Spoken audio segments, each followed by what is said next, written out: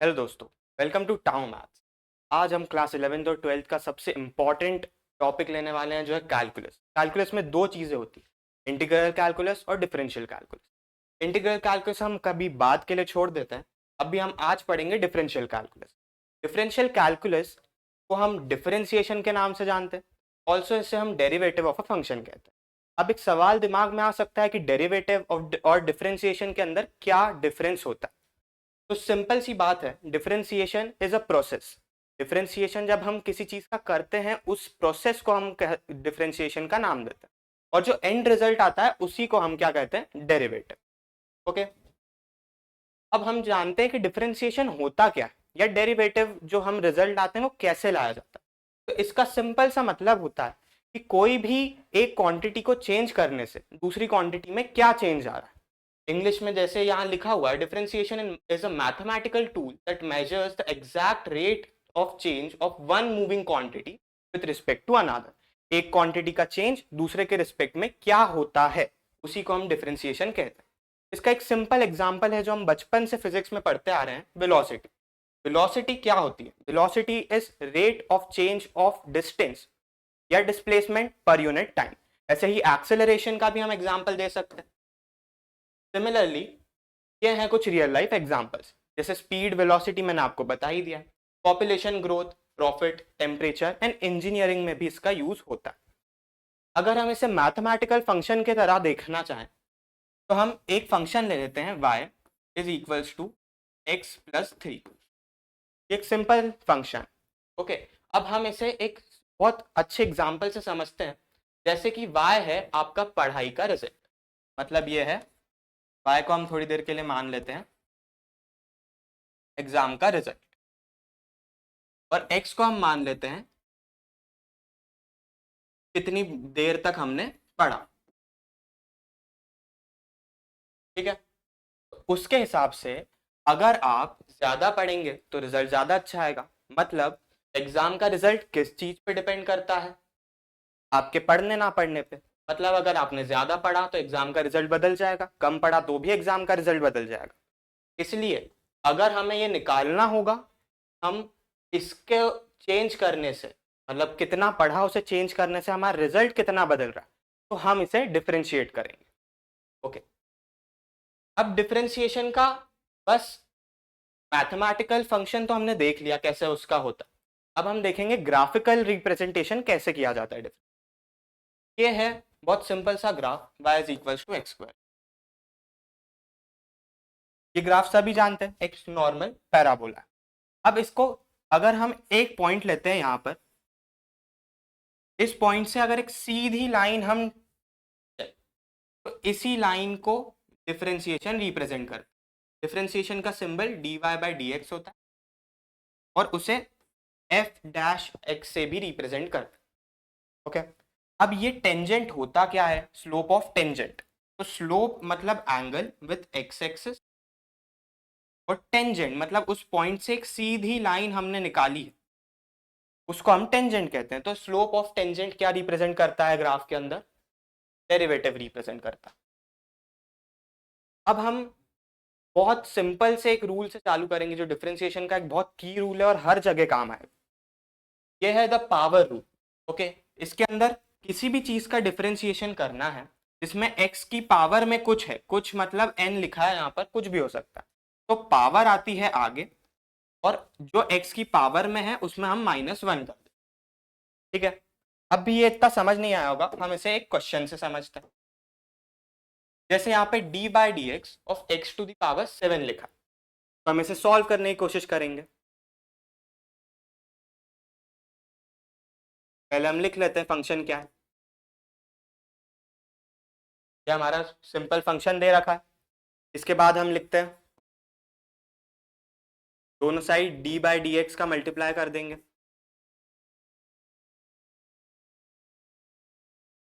अब जब हम इसे सॉल्व करने जाएंगे तो हम इसे y, y भी नहीं, dy बाई डी एक्स ही लिखें। Differentiation of y with respect to x is equals to, power आ गई सामने, ये पावर यहाँ आ जाएगी, और x में जो भी पावर थी उसमें -1 हो जाएगा। क्या बना हमारा? 7x⁶। सिंपल था। अब जल्दी से वीडियो को पॉज करिए और बाकी 3 एग्जाम्पल ट्राई करने की कोशिश की। अब देखिए इस वाले के अंदर, इसमें फंक्शन है x⁻11। तो हम जब इसको दोनों साइड डिफरेंशिएट करेंगे,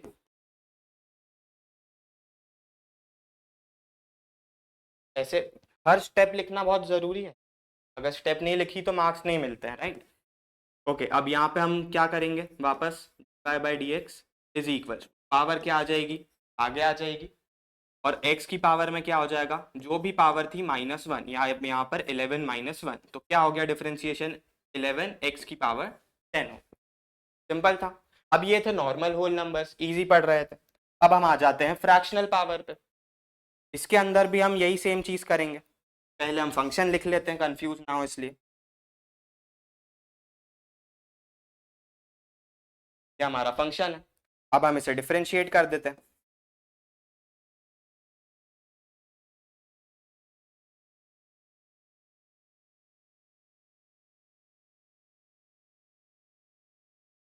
अब जब आगे से डिफरेंशिएट करेंगे तो कुछ नहीं करना है, फ्रैक्शन से घबराना नहीं है हमें कभी।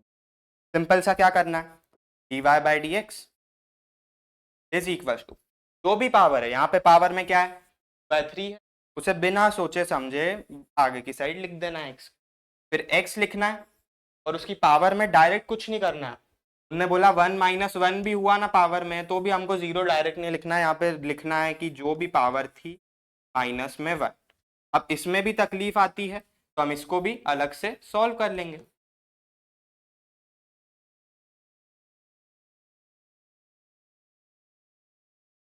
ठीक है, तो ये क्या हो गया है, 2/3 x⁻, माइनस क्या आया हमारा आंसर, -1/3, ये हमारा आंसर हो गया। ऐसे ही इस वाले क्वेश्चन पे देखें तो इधर भी एक फंक्शन है y = x⁻4/5, तो हमें करना है डिफरेंशिएट। दोनों साइड d/dx का मल्टीप्लिकेशन करेंगे, डिफरेंशिएशन का साइन है।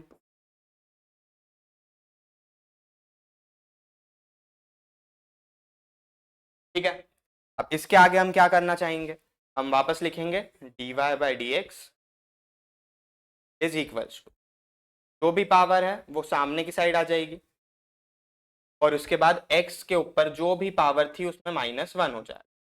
नहीं आ रहा है या अलग से करके देखेंगे, फिर डायरेक्ट नहीं लिखेंगे। एलसीएम लेंगे, ये इधर मल्टीप्लाई होगा, ये 1/1 है तो ये इधर मल्टीप्लाई। ठीक है, -4 × 1 4 हो गया, -5 × 1 5 हो गया, और अपॉन में 5 आ गया। ठीक है, ये क्या हो गया, -1/5। तब हमें आंसर पता चल गया, 4/5 x⁻, -1/5। सिंपल था। और एग्जांपल्स देख लेते हैं इसके। एक एग्जांपल हमारे पास यहाँ है, ये इम्प्रॉपर फ्रैक्शन है, ऊपर जो नंबर है वो बड़ा है नीचे वाले से। ठीक है, तो इसे भी हम कर सकते हैं, तरीका वही रहने वाला है। दोनों साइड d/dx का मल्टीप्लिकेशन, तो हमें पता चल गया कि हमें क्या करना है, इधर डिफरेंशिएट करना है। ठीक है, अब हम जब आगे जाएंगे तो इसे लिखेंगे वापस dy/dx is equal to 7/2 x⁻, 7/2 - 1। अब इसे भी हम अलग से सॉल्व कर लेते हैं।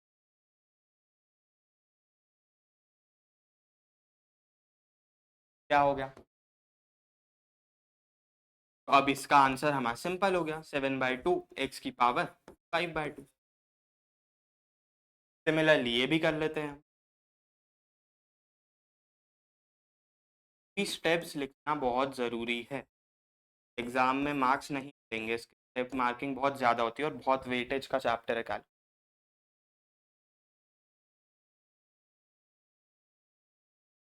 अगेन वही किया, d/dx मल्टीप्लाई कर दिया फंक्शन के। अब हम कुछ नहीं करेंगे, वापस लिखेंगे y/dx इज इक्वल 9/4, जो भी पावर थी आगे आई, के बाद x की पावर में था 9/4, वैसा कैसा लिख दिया, कर दिया हम -1। ठीक है, यहाँ करके देख लेंगे, 9/4 -9 - 5/, अलग से करके देख लो, नहीं यार कोई जल्दी नहीं करना। एक्स की पावर 5/, ठीक है। सिमिलरली अब हमारे नेगेटिव पावर पे, नेगेटिव देख के कभी भी घबराना नहीं है, सिंपल सा रूल याद रखना है, पहले फंक्शन लिखो, फिर हम लिखेंगे दोनों side D by d x का मल्टीप्लीकेशन के साथ।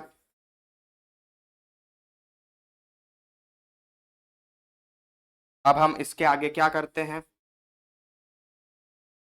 जो भी पावर है उसे आगे ले आते हैं, यहाँ पावर है -3, इसके बाद x की जो भी पावर है डायरेक्ट नहीं करेंगे, -3 पहले से थी, में क्या कर देंगे -1 कर देंगे, ठीक है।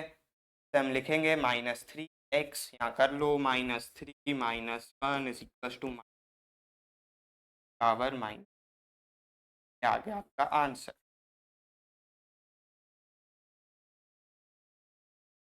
ठीक है। ऐसे यहाँ पर भी एक -6 वाली पावर की एग्जांपल है, पहले फंक्शन लिखेंगे x की पावर -6, फिर d बाई डी एक्स का मल्टीप्लिकेशन करेंगे,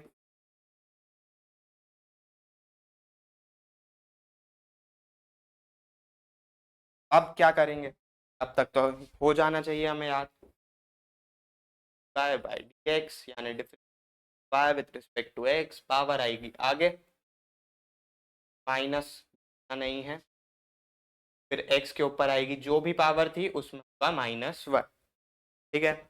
-6 -1 इज -7, अलग से करके देखना है, कुछ भी हो कितना ही सिंपल लगे, गलतियां यही होती हैं सबसे। और x की पावर, पावर आगे आई, जो भी पावर थी x की पावर जो भी था उसे एज इट इज लिखना है, और उसके बाद उसमें कर देना है -1, सिंपल है। और एग्जांपल्स देख लेते हैं। अब ये कुछ अलग चीज आ गई है, इसके अंदर x की पावर 5 तो है, उसके आगे एक और चीज मल्टीप्लाई कर दी है a यहाँ कुछ भी हो सकता है, 1 2 3 4 5 हो सकता है, कुछ भी नंबर हो सकता है, कोई भी कांस्टेंट हम a मान लेते हैं।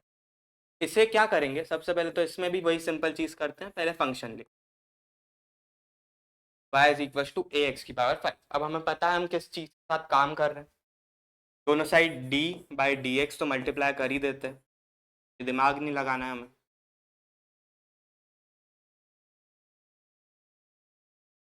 अब इस a का क्या करें, यहाँ तो दो चीजों का डिफरेंशिएशन, तो हमें हमेशा ध्यान रखना है अगर मल्टीप्लिकेशन में कोई कांस्टेंट है, ये a क्या है,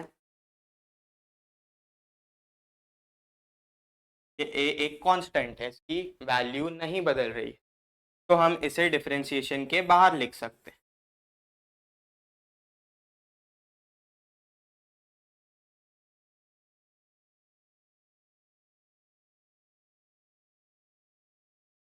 ठीक है, हमने उसे क्या कर दिया, तो d बाई डी एक्स वाला साइन था डिफरेंशिएट के बाहर कर दिया, उसे डिफरेंशिएट करने की जरूरत नहीं है, उसे भूल जाओ, थोड़ी देर के लिए समझ लो कि ये है ही नहीं यहाँ पर, तो भी ऐसे ही सॉल्व होगा। अब कुछ नहीं करना है, इसे बाहर ही रहने देना है और इसका डिफरेंशिएशन करना है, इसे थोड़ी देर के लिए हम भूल जाते हैं कि है ही नहीं है। तो क्या है ये, थोड़ी देर के लिए हम भूल गए कि यहाँ पे a है ही नहीं, तो फिर यहाँ पे बचा d by d x, x की पावर 5, सिंपल है, ऐसे तो अब भी करना सीखा हमने, बाहर लिखेंगे 5, एक्स की पावर 5 -1, और यही क्या हो जाएगा 5 एक्स की पावर 4, पर इसके बाहर क्या था, a था, हम a हर जगह लिखते जाएंगे, ये हो गया सिंपल। सिमिलरली ये है, आप पॉज करके इसे ट्राई करिए,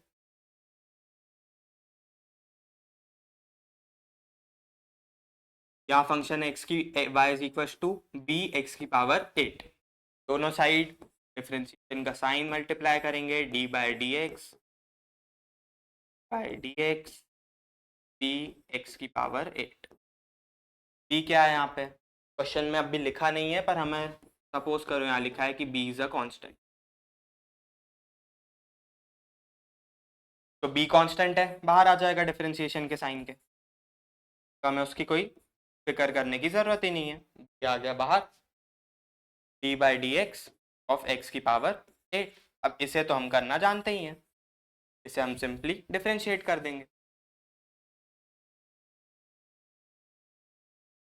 पावर आएगी आगे, x वैसा ही लिखेंगे, उसकी पावर 8 थी और उसमें कर देंगे -1, 8 पावर 7। आया समझ? अब बहुत सारे क्वेश्चंस में क्या होता है, हम ऐसा मान लेते हैं एक फंक्शन दिया है x की पावर e, अब इसे कैसे कर, ये तो कुछ अलग ही चीज़ दे दी। इसे करने के लिए बहुत सिंपल, जैसा अभी तक बताया है वैसा ही करना है। दोनों साइड डिफरेंशिएशन का साइन मल्टीप्लाई किया, x की पावर e वापस लिखा dy by d x is equal to, जो भी पावर है आगे आई पावर में इस बार, और फिर जो भी x लिखा है x की जो भी पावर है उसमें क्या कर दिया हमने -1। तो ये हो गया इसका आंसर। तो सॉल्व करने की जरूरत ही नहीं है, इसके आगे होगा ही नहीं इसके आगे सॉल्व। ऐसे ही अगर एक क्वेश्चन में हमें ऐसा दे दिया y is equal to x की पावर √3, तो करो डिफरेंशिएट। अब बहुत सारे बच्चे जिनको √3 की वैल्यू नहीं पता हो तो टेंशन में आ जाएंगे, कोई टेंशन नहीं लेनी है यहाँ पे। पहले लिखना है dy by d x is equal to d by d x of x की पावर √3। हमें पता चल गया हम क्या कर रहे हैं, डिफरेंशिएट कर रहे हैं। अब वापस हम y by d x is equal, power आएगी आगे, ये आ गई पावर आगे, x की पावर में जो भी था उसमें कर दिया माइनस, ये हो गया 100। वैल्यू लिखने की जरूरत नहीं पड़ी। ओके, अब ये है कुछ होमवर्क क्वेश्चन, ये उसी टाइप के, दो होल फ्रैक्शन, दो नॉर्मल, दो इम्प्रॉपर, दो अपने होल नंबर्स, दो नेगेटिव और दो एक वेरिएबल के साथ। ठीक है, आप घर पे प्रैक्टिस करिए, बिना प्रैक्टिस के मैथ्स होता नहीं है। अभी आज की क्लास में हमने एक बहुत सिंपल सा फॉर्मूला कवर किया, D by d x of x की पावर n। ठीक है, इसे करने के लिए पावर आएगी आगे और x के ऊपर जो भी पावर है उसमें कर देंगे -1।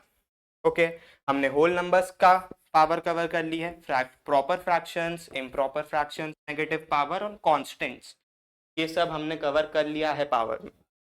ओके, आज हमने पूरी चीज समझ ली है। Hope you enjoyed. तब तक के लिए अगली क्लास में मिलेंगे, तब तक के लिए बाय।